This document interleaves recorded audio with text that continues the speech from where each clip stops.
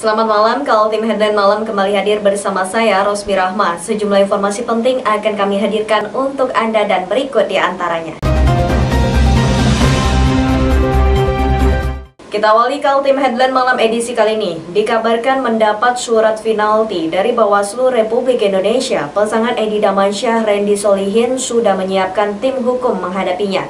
Namun karena sejauh ini belum ada surat pemberitahuan resmi dari KPU apa betul pencalonan mereka dianulir Bawaslu. Pasangan tunggal ini tetap bergerak bersosialisasi kepada masyarakat Kutai Kartanegara. Berikut informasinya. Kabar mengejutkan muncul di media sosial. Pasangan tunggal untuk pilkada di Kabupaten Kutai Kartanegara, Edi Damansyah dengan Randy Solihin, direkomendasikan Bawaslu RI untuk didiskualifikasi KPU karena melakukan pelanggaran. Disebut-sebut bola kini berada di Komisi Pemilihan Umum untuk melaksanakan rekomendasi dari Bawaslu. Namun sampai hari Jumat 13 November 2020, sejumlah pihak yang dikonfirmasi terkait surat rekomendasi itu tidak ada yang mampu menunjukkan kebenarannya. Kita melihat ini bagian dari dinamika politik ya. Memang ada upaya-upaya untuk bagaimana menjegal atau menggagalkan paslon kami untuk ikut kontestasi 2020. Itu yang pertama. Terkait dengan rekomendasi Bawaslu, kita sebetulnya tidak mau berkomentar lebih jauh ya, karena informasi itu hanya berkembang di media sosial.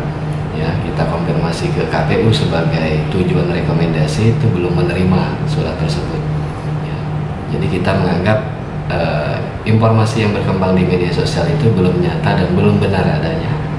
Ya, sehingga kami masih menunggu juga. Ya. Tetapi terkait dengan langkah-langkah hukum yang kami siapkan, tim hukum dari Paslon Edi Randy telah melakukan semacam kajian hukum dan menyiapkan langkah-langkah hukum yang dibenarkan oleh undang-undang. Kalau memang surat rekomendasi itu benar adanya dan tim Edi Randy menganggap surat rekomendasi itu baru sebatas isu. Mereka menilai isu itu dihembuskan pihak-pihak tertentu sebagai bagian dinamika politik. Namun pihaknya tetap mengantisipasi dengan menyiapkan langkah-langkah hukum jika memang diperlukan. Langkah-langkah itu kan pilihan-pilihan. Kita nggak mau berandai-andai sebetulnya. Kita berharap Pak Edi Damansyah tetap bisa maju sebagai calon bupati ya.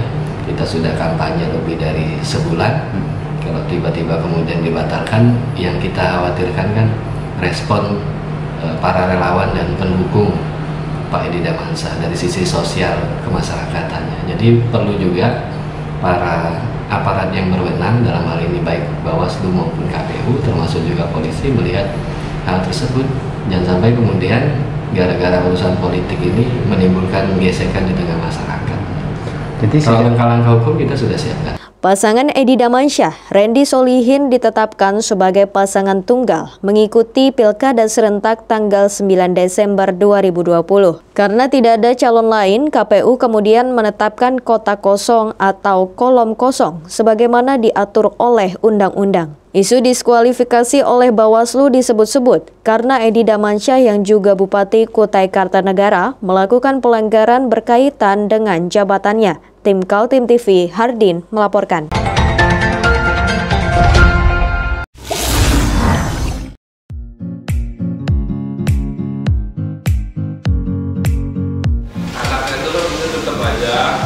Cara mudah beriklan digital di Kaltim TV.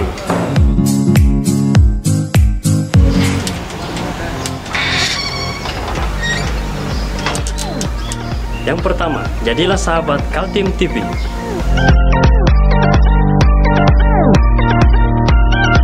Dengan Rp1.000.000, para sahabat mendapat 20 kali tayang di slot berita kamu.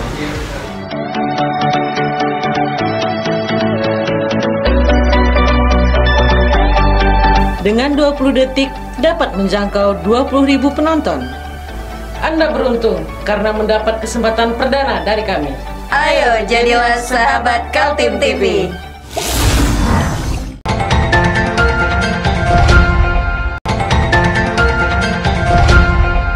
Menjelang penyelenggaraan Pilkada serentak tanggal 9 Desember, KPU Kota Samarinda mulai merekrut petugas di TPS tempat pemungutan suara. Petugas TPS termasuk diantaranya tenaga pengaman harus dirapid test terlebih dulu untuk memastikan lokasi pemungutan suara steril dari virus corona. 3 pasang calon wali kota dan wakil wali kota Samarinda sudah siap berlaga.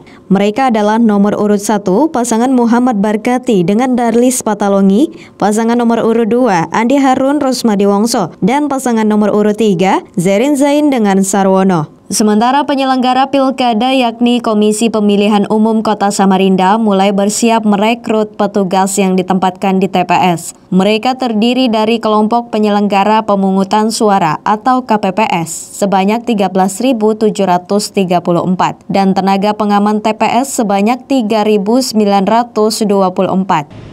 KPPS 17.658 orang. Proses rapid test menjadi kewajiban bagi penyelenggara di tingkat TPS, maka rapid testnya akan dilaksanakan mulai tanggal 24 hingga tanggal 8 Desember. Karena sesuai dengan ketentuan, rapid test dilaksanakan setelah mereka ditetapkan sebagai KPPS dan PAM TPS terpilih. Maka kami, KPU Kota Samarinda, akan bekerja sama dengan 36 fasilitas kesehatan, baik puskesmas maupun klinik, yang direkomendasikan oleh Dinas Kesehatan Kota Samarinda. Selain merekrut petugas KPPS yang dijadwalkan sudah ditetapkan pada 24 November, KPU Kota Samarinda juga memastikan dimulainya masa kampanye di media massa. Menurut jadwal, KPU maupun para calon kandidat dibolehkan memasang iklan kampanye di media massa selama 14 hari, dimulai dari 22 November hingga 5 Desember. KPU 14 hari sebelum masa penayangan harus menerima desain iklan dan materi iklan dari pasangan calon untuk dilakukan verifikasi dengan memperhatikan durasi, ketepatan durasi tidak melebihi ketentuan yang ada dan harus pas, kemudian memastikan bahwa tidak ada black campaign di dalamnya dan tidak ada materi-materi yang melenceng atau memenuhi unsur-unsur syarat, sehingga jika verifikasi sudah dilakukan dan dinyatakan memenuhi syarat dan layak untuk diiklankan, maka KPU akan melakukan koordinasi dan komunikasi dengan media cetak, elektronik, dan radio untuk menayangkan iklannya. Adapun masa penayangan iklan 14 hari itu tidak diasumsikan 14 hari di masing-masing media cetak karena harus menyesuaikan kemampuan keuangan KPU. Kemungkinan besar nanti pada saat rapat koordinasi. Saat ini ketiga calon masih melakukan sosialisasi kepada masyarakat. Pada masa pandemi COVID-19, sosialisasi tidak sama dengan pilkada sebelumnya karena ada pembatasan jumlah yang hadir pada saat dilakukan pertemuan calon maupun tim sukses dengan warga. Tim Kaltim TV, Hardin melaporkan.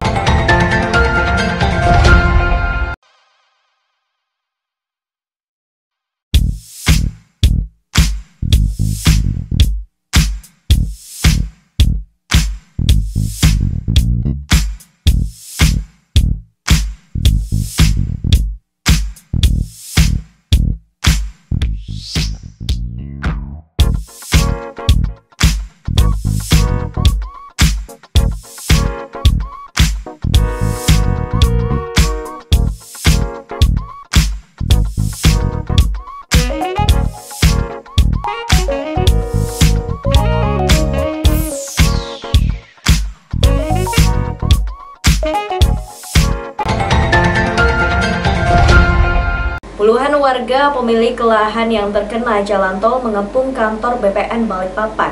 Warga menuntut pembayaran lahan yang terkena jalan tol. Warga RT 23 Kelurahan Karangjoang, Balikpapan Utara memblokir jalan tol di kilometer 23. Warga memblokir jalan tol dengan menutup dengan atap seng. Penutupan hingga adanya pembayaran ganti rugi lahan pada 12 November 2020. Ketua RT 23 meminta keputusan yang diambil oleh warga untuk menutup jalan sudah disampaikan kepada pihak kepolisian dan penutupan dimulai sejak 12 November 2020 hingga batas yang tidak ditentukan selama masih belum adanya kejelasan terkait ganti rugi lahan milik warga yang terkena jalan tol. Berbagai spanduk juga ditempel oleh warga atas tuntutan hak masyarakat. Warga akan menduduki jalan tol dari kilometer 16 hingga 20 jalur jalan tol arah Samarinda.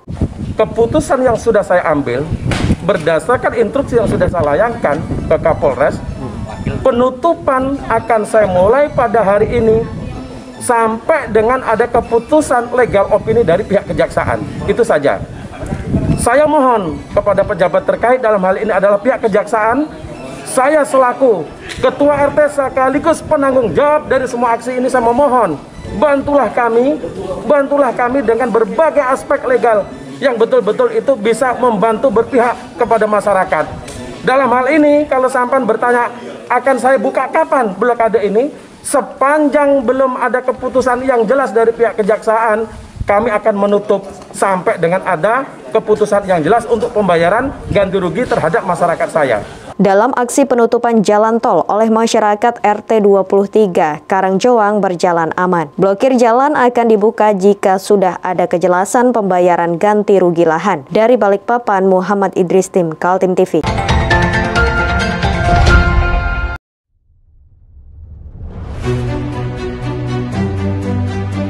Hari ini kita ada kegiatan untuk membungkus sembako untuk dibagikan ke masyarakat yang membutuhkan karena COVID-19 ini. Semoga kita sukses semua. Amin. Harus kerjasama yang bagus. Pancasila! Amin. Pancasila! Amin. Pancasila! Amin. Merdeka! Merdeka!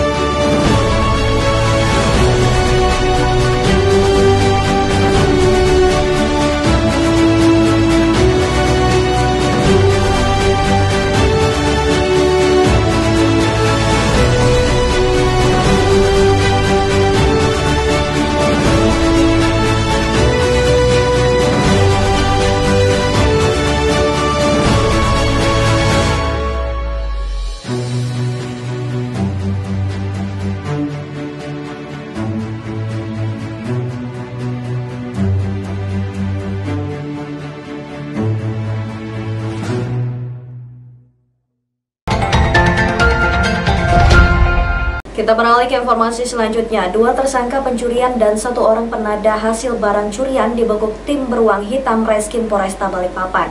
Dari tangan tersangka diamankan 8 ponsel berbagai merek. Dengan menggunakan baju tahanan Polresta Balikpapan, 2 pelaku pencurian dan 1 penadah barang hasil curian digiring petugas kepolisian Polresta Balikpapan pada Kamis 12 November 2020 siang. 2 tersangka utama kasus pencurian, Edi Susanto dan Firman, beraksi di kawasan perumahan pelayaran Kelurahan Prapatan, Balikpapan Kota. Keduanya beraksi pada tanggal 1 Oktober pada dini hari. Kedua tersangka ini mengincar rumah warga dengan cara mengintip dari jendela. Saat rumah terlihat sepi, tersangka mendorong pintu belakang dan terbuka. Tersangka Edi dengan leluasa memetik 6 buah ponsel yang ada di ruang tengah dan memasukkannya ke dalam jaket yang digunakan saat itu. Sementara tersangka Firman berperan untuk mengawasi kondisi luar rumah.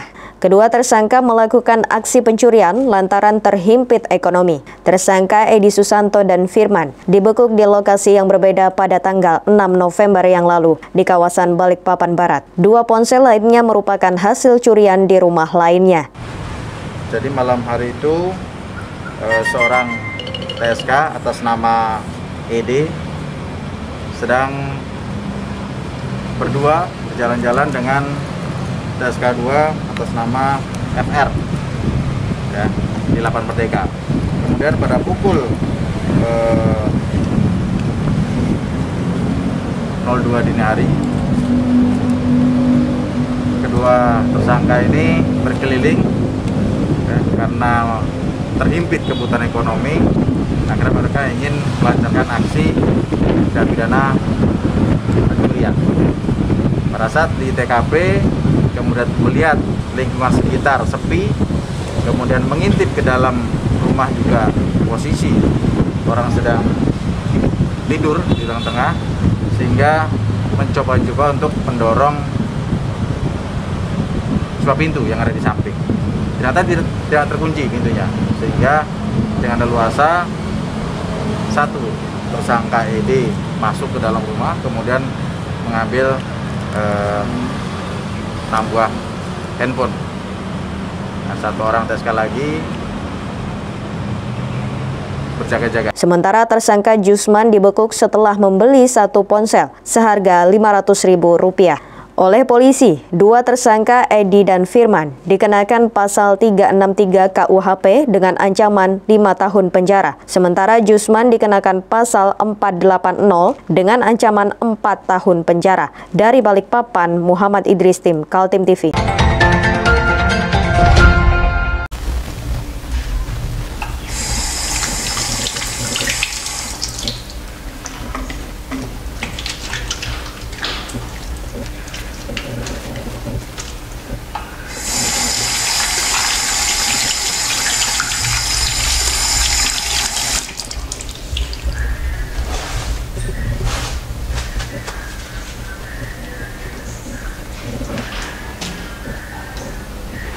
Meskipun di rumah saja, kita tetap selalu menjaga kesehatan, cuci tangan, menggunakan hand sanitizer. Ingat, mulailah dari diri sendiri. 2 tersangka yang ditahan polisi karena membawa senjata tajam dan bertindak anarki dalam aksi unjuk rasa pada 5 November lalu didatangi 5 anggota DPRD Kaltim. Para wakil rakyat prihatin dan berharap keduanya tidak ditahan. Inilah buntut aksi 5 November di gedung DPRD Kaltim. Alih-alih berusaha menduduki kantor wakil rakyat dengan merusak pintu gerbang, aksi unjuk rasa berakhir ricuh. Polisi mengamankan 9 mahasiswa yang kedapatan berbuat anarki. Namun setelah dilakukan pendalaman pemeriksaan, 2 orang menjadi tersangka. Keduanya kedapatan membawa senjata tajam dan balok serta melakukan perbuatan kekerasan. 5 wakil rakyat DPRD Kaltim dipimpin oleh Wakil Ketua Sigit Wibowo dan ditemani politisi PKB Syafruddin dan Sutomo Jabir, serta Baharudin Demu dari PAN dan Romadoni Putra Pratama dari fraksi PDIP. Mereka berusaha menemui kedua mahasiswa di ruang tahanan, tapi tidak dibolehkan polisi lantaran keduanya saat di rapid test berstatus reaktif. Dari dialog dengan Wakapolresta Samarinda AKBP Dedi Agustono beserta Kabak OPS Kompol Ahmad Andi Suryadi dan Kasat Reskrim Kompol Yuliansyah, para anggota DPRD Kaltim mendapatkan jawaban kalau kedua tersangka sedang menjalani proses hukum. Dalam proses hukum seperti itu, upaya yang bisa dilakukan adalah mengajukan permohonan penangguhan penahanan. Kita beberapa anggota DPR siap menjadi jaminan untuk penangguhan penahanan, dan kita juga tidak bisa intervensi proses hukumnya karena proses hukumnya ini udah berjalan dan udah terima sebagai tersangka. Jadi kita hormati proses hukumnya, tapi sebagai warga negara punya hak untuk mengajukan penangguhan penahanan. Nah, ini yang akan kita lakukan. Pun hari ini kita tidak bisa ketemu dengan mereka karena memang alasannya mereka hasil rapidnya reaktif. Berapa orang, Bang? 2 orang itu. Oh, dua-duanya reaktif, Pak ya? Reaktif. Rapid ya, rapid. Karena sambil udah di swab ya. Udah di swab, masih menunggu hasil swabnya. Jadi wajar kalau teman-teman polisi juga khawatir kalau misalnya mereka meningkat jadi positif kan hasil swab kan repot. Jadi kita hormati. Kelima anggota DPRD mengaku siap menjadi pihak penjamin dalam pengajuan penangguhan penahanan. Unjuk rasa menentang Undang-Undang Cipta Kerja dilakukan kelompok dengan nama mahasiswa Kaltim Menggugat, berlangsung tanpa pemberitahuan kepada polisi. Namun demikian, petugas kepolisian tetap mengawasi aksi demo tersebut, sampai akhirnya terjadi aksi anarki dengan merusak fasilitas publik di gedung DPRD Kaltim. Dari video yang beredar, terlihat aksi mahasiswa memanas dengan berusaha menyingkirkan kawat berduri dan membongkar paksa pintu gerbang gedung DPRD Kaltim di Jalan Teuku Umar. Para anggota DPRD Kaltim prihatin karena tersangka yang ditahan berstatus mahasiswa yang masih melanjutkan perkuliahan. Kami itu kan adik-adik kami, ya, kami juga alumni Unmul. Ya, pertama kami prihatin apa yang dialami itu oleh adik-adik kami, sehingga niat kami dan kawan-kawan ini mencari jalan terbaiknya. Kalau misalnya bisa bebas, alhamdulillah. Tapi yang pasti Pak Kapolres tadi itu ya ada ruang untuk kita penangguhan gitu. Ini yang harus kami komunikasikan supaya kami insya Allah dan teman-teman ini akan memberikan jaminan, menjaminkan diri supaya mereka, karena pertama gini, kehadiran kami khawatir, ini kan masih kuliah. Kalau sampai tertahan lama kan nggak ada jalan keluar, kasihan. Kuliahnya berhenti kan repot. Itu yang membuat kami rasa kekhawatiran itu muncul bahwa ini anak harus kita selamatkan dalam rangka untuk pendidikan mereka. Kemanusiaan. Rasa kemanusiaan. Rencananya, kelima anggota DPRD Kaltim menyusun dokumen yang diperlukan agar polisi melakukan penangguhan penahanan. Tim Kaltim TV, Hardin melaporkan.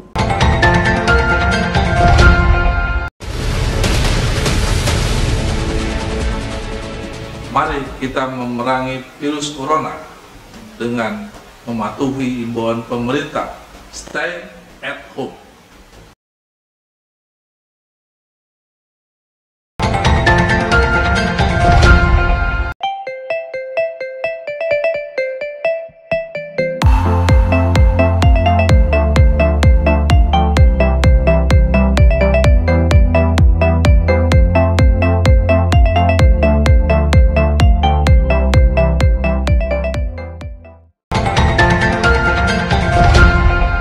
Demikian Kaltim Headline Malam edisi kali ini. Informasi lainnya dapat Anda simak melalui situs website kami www.kaltim.tv, channel YouTube dan fanpage Facebook Kaltim TV.